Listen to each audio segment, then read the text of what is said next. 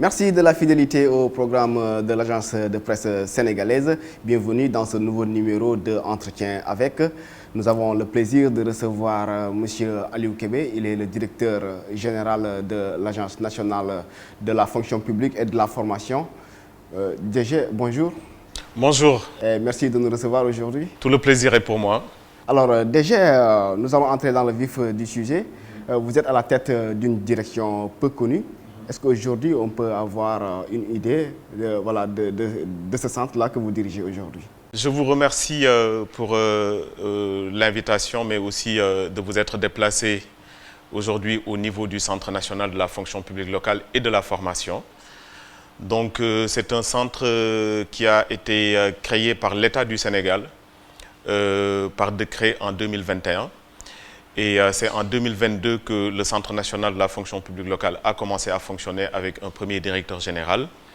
C'est un centre composé de 2 organes principaux, dont la direction générale, à qui les missions d'exécution sont confiées, mais aussi le conseil d'administration qui veille sur les questions essentielles qui doivent encadrer les orientations de la direction générale. Donc aujourd'hui, nous sommes avec un effectif d'environ 60 personnes, avec une organisation articulée autour de 2 cœurs de métier que sont la gestion des ressources humaines territoriales et aussi la formation. Donc, qui sont 2 termes qui apparaissent même dans la définition même des missions du centre. Donc, d'une part, la gestion des ressources humaines territoriales qui consiste à gérer tout ce qui est effectif, mais aussi masse salariale, statut des collectivités territoriales, mais aussi le volet formation qui consiste à accompagner les collectivités territoriales dans leurs besoins de remise à niveau et de montée en compétences. Et nous les accompagnons pour la formation des élus, mais aussi pour la formation de l'ensemble des travailleurs des collectivités territoriales. Alors, c'est une direction très importante, notamment dans la nouvelle politique définie par le nouveau référentiel de politique publique Vision Sénégal 2050. Vous avez parlé d'orientation. Est-ce que vous pouvez revenir un peu sur ces orientations-là? Effectivement, aujourd'hui, le centre a été institué, comme je vous l'ai dit à l'entame de mes propos, pour d'une part mettre en place et parachever la fonction publique locale qui a été aussi instituée par l'acte 3 de la décentralisation, parce que l'histoire de la décentralisation au Sénégal remonte d'avant les indépendances, parce que nous avons eu les premières communes de plein exercice dans les années 70, et plus exactement en 1872 avec Gorée et Saint-Louis. Ensuite, en 1880, nous avons eu Rufisque, puis Dakar en 1887. Ensuite, nous avons eu un siècle après notre première grande réforme en matière de décentralisation qui est intervenue en 1972, après les indépendances. Et à partir de là, nous avons vraiment eu les premières politiques de décentralisation au Sénégal. Donc, nous avons eu notre premier code des collectivités locales, mais aussi nous avons eu notre première communalisation, en tout cas, qui a consisté à ériger les communautés rurales au rang des collectivités territoriales. Ensuite, en 1996 est intervenue la grande réforme, la 3e réforme sur la décentralisation. Puis en 2013, la réforme avec l'acte 3 de la décentralisation qui a institué la communalisation intégrale, éliminant les régions du champ des collectivités territoriales et érigeant les départements en collectivités. Ce qui fait qu'aujourd'hui, nous avons au niveau des collectivités territoriales les départements, mais aussi les communes. Donc, c'est ce qui fait que aujourd'hui, puisque des compétences ont été transférées pendant et durant tout ce processus, donc nous sommes à 13 compétences transférées aujourd'hui aux collectivités territoriales et nous allons vers l'acte 4 qui va leur transférer davantage des compétences mais nous voulons que le transfert de compétences s'accompagne du transfert aussi des ressources financières, mais aussi des ressources humaines. Certes, les ressources humaines ne seront pas transférées, mais nous souhaitons que l'État du Sénégal, en tout cas, le président de la République, dans le nouveau référentiel, souhaite que nos collectivités territoriales soient dotées d'un personnel de qualité. Et pour cela, il faut effectivement que la formation soit au cœur de l'accompagnement qu'on apporte aujourd'hui aux collectivités territoriales, mais aussi qu'on assiste les collectivités à se doter d'un organigramme type avec des compétences nécessaires pour mener à mieux notre future politique de territorialisation économique. D'accord. Vous avez parlé de l'acte 4, c'est en rapport certainement avec la mise en place des pôles territoriaux. Effectivement. Comment est-ce que voilà, le centre prend-il en compte les besoins spécifiques de formation voilà, en matière de renforcement des capacités des agents voilà, locaux surtout? Voilà. Aujourd'hui, le Centre national de la fonction publique locale travaille avec plusieurs acteurs. Et suivant les acteurs, nous avons développé dans notre stratégie une ingénierie de formation qui veut que pour chaque programme, qu'on soit sur des thématiques, mais aussi qu'on cible les collectivités concernées. Donc nous sommes dans le cadre du programme PACASEN sur des thématiques cette année, en 2025 par exemple. Nous sommes sur 29 sessions et 8 thématiques, dont effectivement la fiscalité locale, la gestion administrative et financière, les procédures de passation des marchés au sein des collectivités territoriales, la gestion de l'état civil, etc. Et pour cela, nous travaillons avec 124 communes pilotes à qui nous dotons en tout cas d'assez d'éléments pour qu'aujourd'hui, au niveau des collectivités, les agents, de même que les élus, soient formés sur des thématiques qui intéressent ce programme. Donc nous avons aussi le programme du soutien à la gouvernance territoriale qui développe aussi aujourd'hui des modules de formation qui vont dans la gestion des ressources humaines territoriales pour tout ce qui est gestion RH, mais aussi pour tout ce qui est gestion de personnel, gestion de paye et tous les outils qui tournent autour de la paye. Et pour ça aussi, nous sommes avec 26 collectivités territoriales et le programme a démarré il y a 2 jours.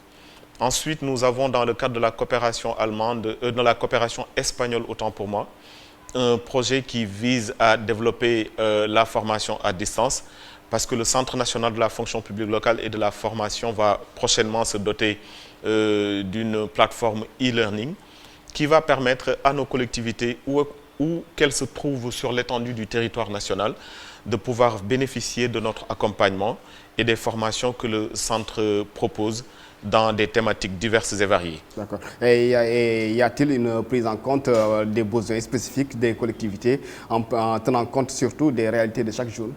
Effectivement, parce que vous l'avez dit tantôt, nous allons vers la mise en place des pôles territoires. Et là, le ministère de l'Urbanisme, des collectivités territoriales et de l'aménagement du territoire, dont le centre dépend d'un point de vue technique, est en train d'élaborer des séances de concertation. Donc aujourd'hui, prochainement, nous irons à Tambacounda et à Sédhiou avec le ministre de tutelle. Et c'est une fois que ces concertations auront abouti et que les pôles les pôles territoires seront mis en place, que le centre national de la fonction publique locale et de la formation va revoir son organigramme afin que les territoires, en tout cas, ou bien les collectivités territoriales, puissent bénéficier d'un accompagnement au cas par cas, parce que tout simplement, les politiques de territorialisation vont différer d'un pôle à un autre. Et pour chaque pôle, les besoins en matière de compétences seront du ressort du centre, parce que le centre devra doter les collectivités des bons profils, mais surtout accompagner les agents déjà en place sur leur remise à niveau pour que ces politiques de territorialisation puissent prendre effet auprès des collectivités et que les collectivités territoriales portent pleinement ces réformes et la vision du président de la République. Alors, c'est une nouvelle direction, vous l'avez dit, mais quand même, la fonction publique, elle existe depuis 2011. Aujourd'hui, est-ce qu'on peut avoir une idée des avancées qui ont été menées depuis lors? Effectivement, aujourd'hui, nous sommes dans la phase de parachèvement du processus parce que mettre en place la fonction publique locale en tant que pendant de la fonction publique d'État n'était pas une chose facile parce que d'abord, un comité ad hoc a été mis en place pour pouvoir aujourd'hui faire un diagnostic global, c'est-à-dire faire ce qu'on appelle un travail de recensement au niveau des collectivités territoriales pour savoir quels sont les agents que nous avons, quel est le nombre d'agents que nous avons au niveau des collectivités territoriales, quels sont les différents statuts que nous avons, etc. Une fois ce travail fait, nous avons constaté qu'il fallait en fait reconnaître certains agents comme des agents fonctionnaires, d'autres agents comme non fonctionnaires et d'autres agents comme agents d'autres types de contrats qui relèvent peut-être du droit privé ou des contrats de droit commun. Donc le processus continue et nous avons fait prendre aux collectivités territoriales des actes d'intégration qui font que tous ceux qui sont dans un panier avec un code couleur considéré par exemple comme des fonctionnaires soient intégrés dans la fonction publique locale. Donc aujourd'hui, nous avons 1115 agents qui sont intégrés dans la fonction publique locale. Il y a 6458 agents considérés comme non fonctionnaires à intégrer dans cette fonction publique locale. Et au total, nous avons plus de 19 000 agents auprès des collectivités territoriales. Donc tout le travail qui doit être fait se fera au fur et à mesure afin qu'on ait une fonction publique locale bien aboutie. Donc nous sommes à cette phase d'intégration des agents et une fois la phase d'intégration finie, il faudra maintenant affilier ces agents au régime de retraite, donc au Fonds national retraite pour lesquels ils doivent être affiliés pour tout ce qui est de l'ordre de leur pension.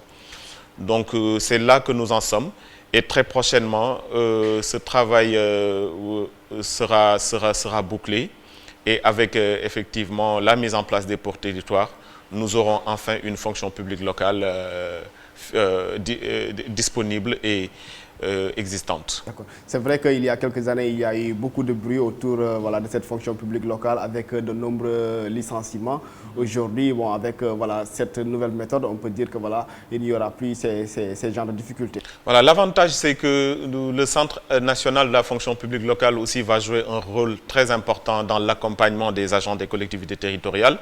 Parce que notre objectif aujourd'hui, c'est de donner aux travailleurs dans les collectivités territoriales, de leur offrir en tout cas des meilleures conditions de travail, mais aussi de leur doter des compétences nécessaires pour rendre nos collectivités beaucoup plus attractives, mais aussi beaucoup plus performantes. Pour cela aussi, nous sommes accompagnés par l'intersyndicale des travailleurs des collectivités territoriales, qui sont quand même l'intersyndicale qui est très expérimenté, avec des ressources aussi sur qui nous pouvons compter. Et je crois que si nous continuons dans cette dynamique, je suis convaincu même, devrais-je dire, que nous arriverons à des résultats satisfaisants et que nous trouverons de meilleures conditions de travail pour les collectivités territoriales. Il y a eu des avancées, certainement, mais quand même, des difficultés subsistent forcément. Oui, il y a des difficultés comme dans tous les secteurs parce qu'il y a les questions liées à la revalorisation des salaires, il y a les questions aussi liées au statut. Qui appartient à quel statut, parce que dans la fonction publique locale, nous avons 11 cadres et 65 corps. Donc, vous savez que voilà, il y a une certaine hiérarchisation au niveau des statuts. Et ce qui constitue des difficultés, c'est de savoir qui mettre où, mais aussi de savoir comment faire de sorte qu'il y ait une harmonisation au niveau des ressources humaines territoriales. Et c'est des difficultés qui font que nous avons des défis à relever au quotidien. Et c'est aussi ce qui donne un sens même à notre mission. Le défi numérique est intégré dans vos cahiers de charges? Effectivement, nous allons vers une digitalisation et aussi une modernisation du Centre national de la fonction publique locale, mais aussi de nos relations avec les collectivités et les territoires. Parce que le président de la République aussi prône pour en tout cas une gouvernance de proximité, mais aussi une administration moderne. Et dans nos projets, nous allons mettre en place un site Internet qui est en cours de déploiement. Et très prochainement, nous aurons la possibilité de servir de lien entre les collectivités territoriales et les travailleurs des collectivités, mais aussi de lien entre les collectivités territoriales et les demandeurs d'emploi. Parce que nous sommes de ceux qui pensent que aujourd'hui, il fait partie de notre mission, en tout cas de nos missions, de participer à la création d'emplois et aussi d'absorber le taux de chômage dans notre pays qui explose de jour en jour. Et ça, nous pourrons le faire avec les collectivités que quand nous aurons des outils digitalisés, des outils numériques qui nous permettent d'être réactifs, mais aussi de rendre plus accessibles les informations. Et surtout de se mettre au diapason du New Deal technologique. Effectivement, entre autres, vous avez complètement tout compris. Quelles sont les recommandations qui ont émergé des audits de diagnostic récemment réalisés pour la fonction publique locale? Effectivement, nous avons fait le diagnostic de la fonction publique locale très récemment. Et c'est aussi l'occasion de remercier l'ensemble des partenaires qui nous ont accompagnés dans ce processus et dans ce projet. Effectivement, c'est un travail de diagnostic qui a été basé, ou bien qui a été en tout cas articulé autour de plusieurs composantes qui sont au nombre de 4, dont la première consistait à cartographier les effectifs au niveau des collectivités territoriales, mais aussi d'évaluer les dispositifs de gestion des ressources humaines mis en place au niveau des collectivités. Ensuite, d'évaluer les besoins en formation des collectivités et enfin, apprécier ou évaluer le niveau d'appropriation des organigrammes types par les collectivités territoriales. Et à l'issue de ce travail, il a été constaté qu'il y a eu au niveau des effectifs, effectivement, que dans les collectivités territoriales, les effectifs ont doublé entre 2013 et 2022, passant de plus de 8300 agents à peu près à plus de 18 900 agents. Ensuite, nous avons remarqué qu'au niveau des collectivités territoriales, le taux d'administration est très faible parce qu'il y a 0,39 agents pour 1000 habitants dans notre pays. Ensuite, nous avons constaté une diversité de statuts au niveau des collectivités territoriales parce que nous n'avons que 6% de fonctionnaires. Nous avons 41% d'agents non fonctionnaires. Ensuite, nous avons 37% d'agents qui sont des agents avec des contrats de droit commun. Et enfin, nous avons, je crois, à peu près 9% qui sont des agents peut-être dans des contrats précaires, dans des contrats d'intérim ou des contrats saisonniers. Ensuite, nous avons remarqué qu'au niveau des collectivités territoriales, 72% des agents travaillent dans la commune et que nous avons que, je crois, 9% qui travaillent dans les départements et 19% qui travaillent dans les villes. Donc, on a aussi constaté que plus de 74% des collectivités territoriales ne respectent pas les organigrammes types mis en place. Parce que quand vous allez aujourd'hui dans les collectivités territoriales, vous trouvez en général qu'il y a le maire, le secrétaire municipal. On a ensuite monsieur État civil qui s'occupe de l'État civil. Sinon, on ne trouve pas, par exemple, certaines compétences comme un chargé d'urbanisme, comme un chargé de marché public, comme par exemple, parce que les collectivités quand même ont des compétences de l'État qui leur sont transférées.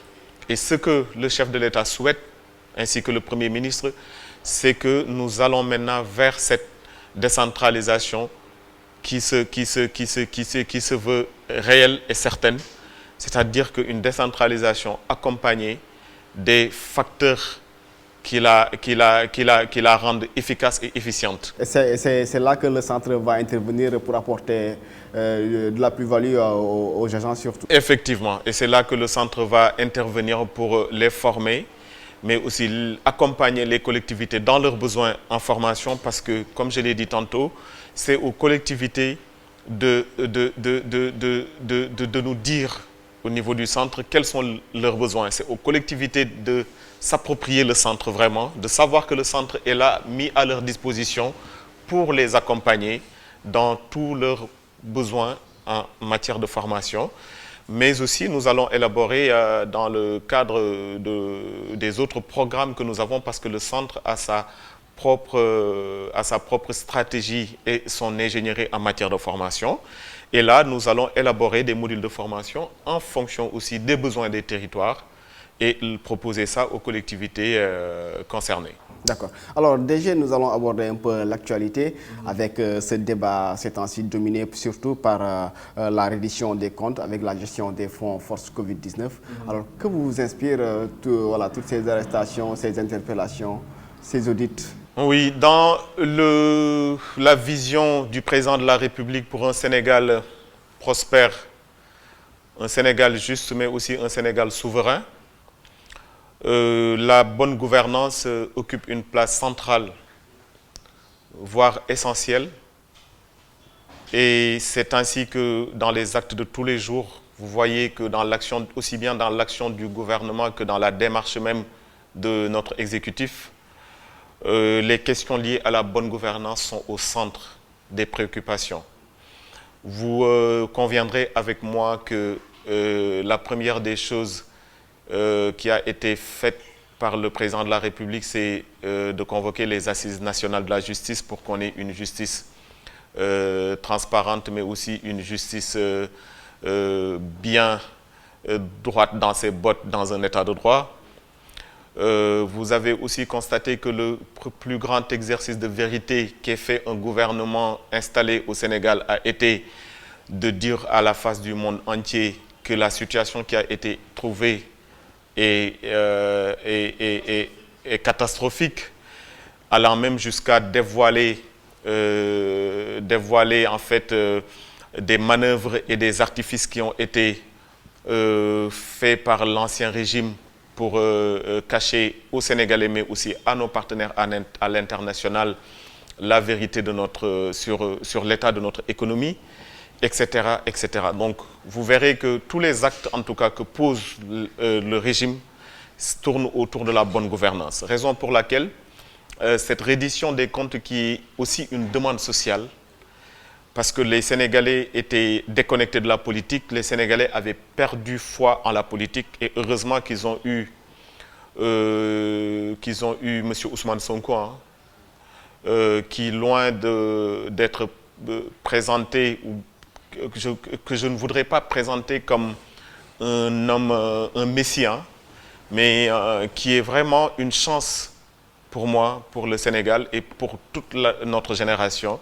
Heureusement que nous l'avons eu et qu'il a su réveiller en fait ce sursaut de patriotisme qui dormait chez tout un chacun d'entre nous et qui nous a permis aujourd'hui de mener ce combat qui nous a porté aux affaires. Et c'est pour cela que, pour toutes ces raisons, il fallait que cette reddition des comptes se fasse, il fallait que cette reddition des comptes intervienne et que les Sénégalais qui bénéficient de la confiance du peuple sénégalais puissent rendre à ce peuple sénégalais le respect qui lui est dû, mais aussi de lui rendre compte de la gestion qui doit être faite des deniers publics.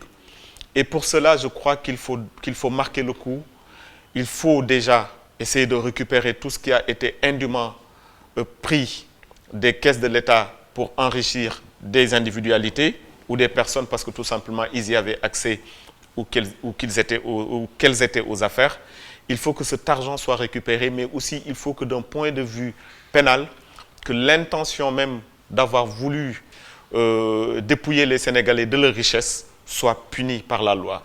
Si les dispositions législatives et réglementaires n'existent pas, il faut aller plus loin, faire des réformes très rapidement et faire de sorte à ce que les détournements de deniers publics soient sévèrement punis au Sénégal, que ceux qui gouvernent ou ceux qui gèrent les affaires de l'État le fassent en toute équité et que aussi les ressources qui appartiennent au Sénégal soit investi, et bien investi d'ailleurs, pour les Sénégalais, mais aussi pour le développement économique de notre pays dont on a besoin. Plusieurs personnalités ont été interpellées concernant ces enquêtes. D'autres ont cautionné. Et vous pensez que c'est la meilleure démarche, le cautionnement et puis recouvrer la liberté? Moi, je ne suis pas du côté de la justice. Parce que n'oublions pas aussi que nous sommes dans un pays de droit. Nous voulons d'être une démocratie, une grande démocratie. C'est ce qu'en tout cas nous prônons. Et ceci implique le respect de la séparation des pouvoirs. Je peux dire que je suis un des membres de l'exécutif et l'exécutif ne doit pas se mêler des affaires du judiciaire comme du législatif pour vraiment qu'il y ait ce respect des principes constitutionnels et fondamentaux qui veulent que quand il y a en tout cas des affaires de justice en cours, de ne pas trop se prononcer, surtout sur des questions dont on n'a aucune information ou dont on ne maîtrise pas l'information. Donc moi, je me dis que s'il y a des stratégies ou bien des méthodes juridiques qui ont été optées par le pôle judiciaire ou bien en tout cas les juridictions, en tout cas la haute cour de justice qui s'occupe de ces affaires-là, c'est parce que non seulement la loi les y autorise, mais aussi que peut-être ils ont derrière des stratégies de recouvrer dans un premier temps le maximum de fonds et aussi d'aller après, derrière, essayer de voir comment punir l'élément moral même de l'infraction, parce qu'une infraction est composée de deux éléments pour la caractériser. Il y a l'élément moral et l'élément matériel. L'élément moral étant l'intention même de vouloir prendre des choses indues dans le cadre de l'enrichissement illicite. Et l'élément matériel étant le fait de passer à l'acte et d'avoir commis en fait, le fait prohibé. Donc c'est ce qui fait que peut-être si on récupère ce qui a été le plus impactant pour les caisses de l'État, après essayer de voir derrière quel type de sanctions affliger en ce qui concerne en tout cas l'élément moral même de l'infraction consommée. Donc, attendons de voir la suite. Peut-être que nous avons des surprises qui nous sont réservées. En tout cas, la machine judiciaire est en branle et voilà, c'est la suite de l'an 1 du régime Diomaye Sonko. L'an 1, justement, on vient de boucler l'an 1 de la gestion de Pastef au pouvoir. Alors, votre... Moi, sur l'an 1, ce que je retiens, c'est qu'on ne fait pas un bilan à mi-parcours. Mais pour moi, sur les 5 prochaines années de la gouvernance de Pastef, moi, ce que je jugerai, moi, en tout cas à la fin des 5 premières années, et c'est ce que je juge à la fin de la première année, c'est est-ce qu'on est sur la voie de la bonne gouvernance. Parce que pour moi, ce sera la clé de notre réussite. Je suis sûr et certain que quelle que soit la volonté que peut avoir le chef de l'État et le Premier ministre, ainsi que l'ensemble du gouvernement, si aujourd'hui les ressources de notre pays ne sont pas convenablement utilisées, si nous n'arrivons pas à mettre des mécanismes et des leviers qui nous permettent d'optimiser l'utilisation des ressources de notre pays, le résultat ne se fera jamais sentir auprès du contribuable. Et l'objectif, c'est de faire de sorte à ce que le Sénégalais sente que si on a un BRT, par exemple, ou si on a un train régional express, ou si on a une autoroute, ou si on a un stade, ou quel que soit le type d'infrastructure, si ça n'améliore pas les conditions de vie des Sénégalais, au-delà même de les transporter ou de leur faire gagner du temps d'un lieu à un autre, si aujourd'hui on ne sent pas que le pouvoir d'achat du Sénégalais s'est amélioré, si aujourd'hui on ne sent pas que nous avons un produit intérieur brut bien amélioré, ça ne sert à rien. Il faut aujourd'hui qu'on sente que les Sénégalais, en fait, les Sénégalais prennent en masse les moyens de transport en commun, par exemple le BRT ou le TRR, et que ça ne se fait pas trop ressentir sur leur pouvoir d'achat. Aujourd'hui, si les Sénégalais, même si on ne peut pas baisser le prix des denrées de première nécessité, qu'ils arrivent à avoir un pouvoir d'achat qui leur permette d'acheter les produits à leur convenance, tant qu'on n'en arrive pas là, c'est parce que nous n'avons pas réussi nos politiques économiques, nos politiques sociales, mais aussi nos politiques de développement tout court. Donc il faut vraiment que les ressources du pays, parce qu'il n'en manque pas, nous avons tellement de ressources à collecter d'un point de vue fiscal, nous avons tellement de ressources naturelles à bien exploiter, parce que des industries doivent être créées pour créer des emplois, des produits, des produits de matières premières doivent être transformés dans le pays pour pouvoir les exporter et créer de la valeur ajoutée, etc., etc. Donc, nous sommes sur la voie parce que la vision est claire, elle a été bien déclinée par le chef de l'État et son Premier ministre. Maintenant, ce qu'il faut, c'est de bons acteurs qui agissent dans l'intérêt des Sénégalais. Et Inch'Allah, avec PASTEF et le président de la République, M. Bassirou Diomaye Faye, à la tête du Sénégal, nous aurons des résultats très satisfaisants. Vous faites partie des DG forts dont le président a besoin? Je ne peux pas considérer que je fais partie des DG forts. J'aspire à faire partie des DG forts. Je tends à devenir un DG fort et je ferai tout ce qui est de mon pouvoir et de mes moyens pour l'être. Et c'est l'occasion aussi de remercier le président de la République et M. le Premier ministre Ousmane Sonko d'avoir placé leur confiance en ma modeste personne et aussi de m'avoir redonné foi en mon pays, de m'avoir donné ce privilège énorme de rendre service à mes compatriotes. Et peut-être qu'à la fin de ma mission, ils trouveront que j'ai été un directeur général fort. En tout cas, je ferai de mon mieux. En tout cas, merci beaucoup Alioune Kébé, directeur général du Centre national de la fonction publique locale et de la formation. Merci de nous recevoir en tout cas. Je vous en prie, tout le plaisir est pour moi. Merci également à vous, chers téléspectateurs. Nous vous donnons rendez-vous très prochainement dans un autre numéro de l'entretien avec.